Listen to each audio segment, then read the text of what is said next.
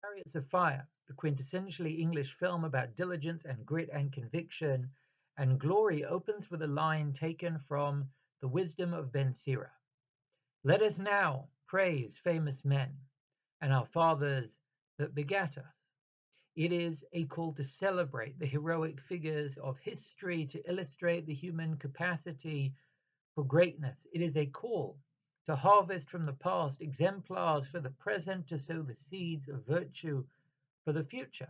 And that call stimulated a wave of cultural changes during the Renaissance, including the spread of hagiographic biographies known as De Viris Illustribus and artistic iconography called Omni Famosi, both of which were dedicated to celebrating and showcasing men and occasionally women who were made famous by their greatness. And there is perhaps a single British figure from the 20th century who has served as the subject of this practice across the globe: Winston Churchill. And in November of 1988, President Ronald Reagan, in conjunction with the Senate and the House of Representatives, inaugurated National Sir Winston Churchill Recognition Week. And Reagan began his speech as follows. He said, "Soldier, author, orator, and statesman Sir Winston Churchill was one of the towering figures of our century. A man of powerful intellect and deep personal courage, his fierce dedication to freedom changed the course of modern history and left his countrymen and people everywhere with an immortal example of the invincibility of the human spirit." And he went on to praise Churchill for inspiring Britain to rise to its finest hour, and added that no final word of praise and thanks may ever be written. And over the course of the last half century, Churchill has been continuously voted the greatest Briton in history, surpassing Shakespeare and Newton, Nelson and Darwin, Milton and Lennon, even Queen Elizabeth II. His gift for military strategy has been lauded, and his skills at effective oratory is legendary, with Edward Murrow famously describing his power for persuasion in writing that he mobilized the English language and sent it into battle. But with all that said, an astonishing fact remains. In 1945, in the wake of the Allies' triumph, Churchill was voted out of office in a huge and humiliating loss. When that same year the king offered him the highest and most historic English honor, the Order of the Garter, Churchill declined by noting that the British public had given him the Order of the Boot. Even for national heroes, it seems, popularity can be ephemeral and the public can move away. As Harvey Dent once observed to Bruce Wayne, you either die a hero or live long enough to become a villain. Which leads us to the very last verse of the story that we'll be reading in 3 days' time on Monday night, where the man whose plan saved our nation and inspired Queen Esther is described in seemingly glowing terms. Ki Mordechai HaYehudi, Mordechai the Jew, Mishneh LaMelech, was second to King Achashverosh, V'gadol LaYehudim, and a hero to the Jews. Ratsui Lerov Echav, he was beloved by most of his brothers. Doresh Tov La'amo, he sought the good of his nation. Vadover Shalom L'chol Zaro, and peace for all his people. To repeat, he was second to the king, a hero to Jews, sought peace and looked for good, but Ratsui Lerov Echav, beloved by most of his brothers, from which our sages astutely infer Lerov, velo lakol, most, but not all. So in the final line of the Megillah, we are told that Mordechai's popularity was not unanimous. His heroic reputation was not undisputed, that even he, having literally saved the nation, was not universally admired. And this is our question. Why, in the very last line of the story that signifies Mordechai's piety, hails his bravery, and celebrates his victory, does the text suggest that he suffered from a measure of unpopularity? Who are these people who disliked him, and why is their antipathy documented for posterity? What lesson does Esther seek to teach us in leaving us with the image of her kin, failing to attain universal acclaim.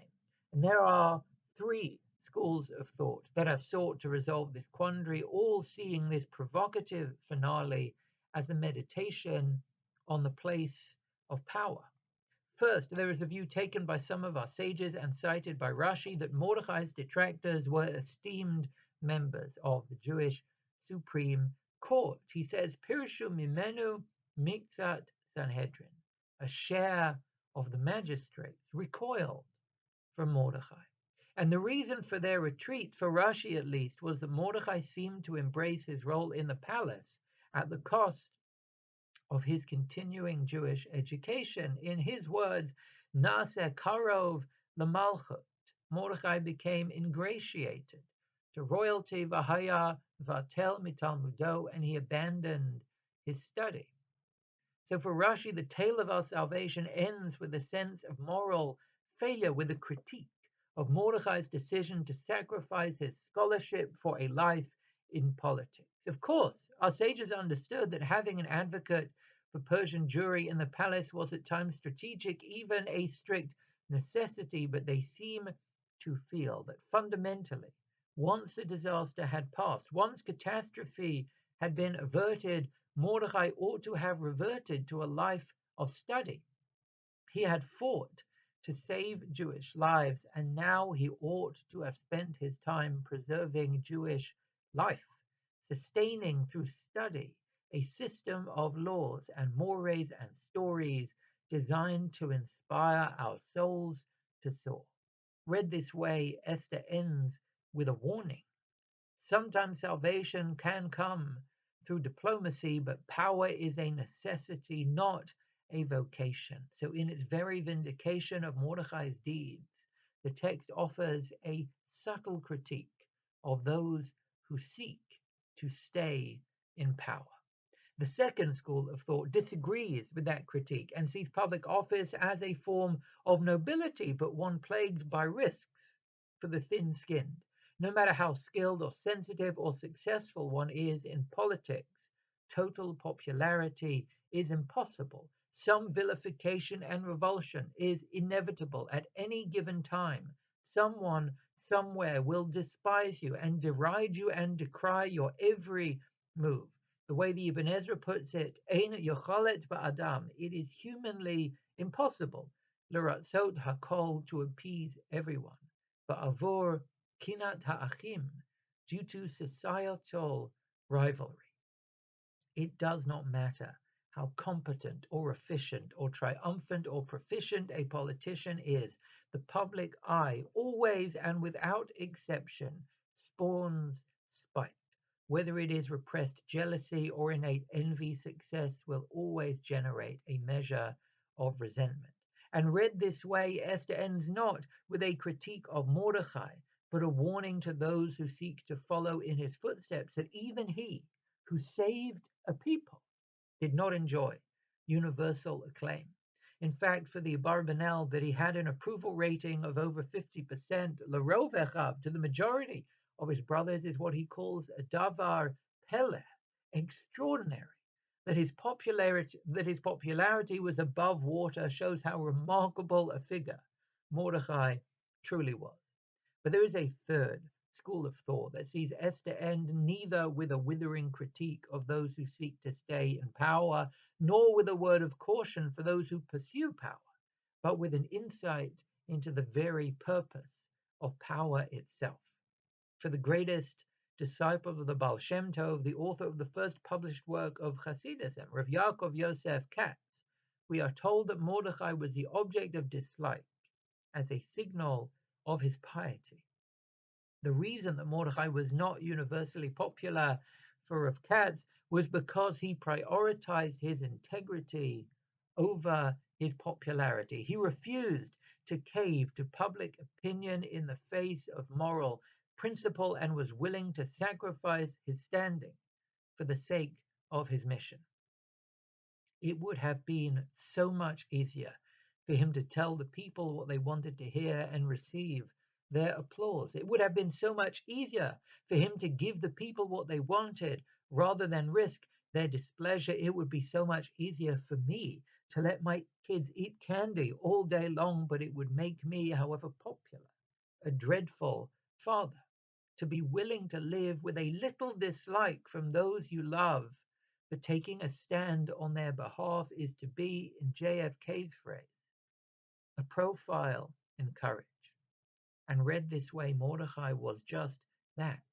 He was, we're told, Doresh Tov La'amo. He sought the good, the welfare of his people, but sometimes that meant being a little unpopular. And perhaps Esther ends on this note to show that even more worthy than outmaneuvering Haman or becoming second in command to the king was Mordecai resisting the innate impulse that we all have to pursue popularity. He knew that his power was a gift. He understood that it was an opportunity to lift other people and bring his convictions to life, even if it came at the cost of how much he was liked. He knew that the principles of our faith are far more important than fame or glory or renown, as they are anything but ephemeral, and founded a whole new vision for how to see and heal and redeem humanity. And this Shabbat, the principle of freedom came to the fore in two core ways. First, all across the globe today, shuls marked Aguna Awareness Shabbat, and I invite you to peruse the website of ORA to see the incredible work that they are doing to free women who are being held captive against their will, and what we can do to support their work as well. And secondly, as we do every Shabbat Zachor, today we made, and I continue to make, an appeal for Ma'ut Chitim, for donations to help those in need, to be able to feed their families and feel real freedom this Pesach. I've already had people asking me for assistance this year, desperate to help their kids, desperate to feed their families, desperate to feel free at the Seder table. And we all face difficulties in life. We all have our own struggles. So I ask, if you have needs, please, please reach out to me. And if you're able to help, please, please do that as well. May this Shabbat have brought us all peace. May this Purim bring us all bliss. And may this coming Pesach bring us all freedom. Shavua Tov.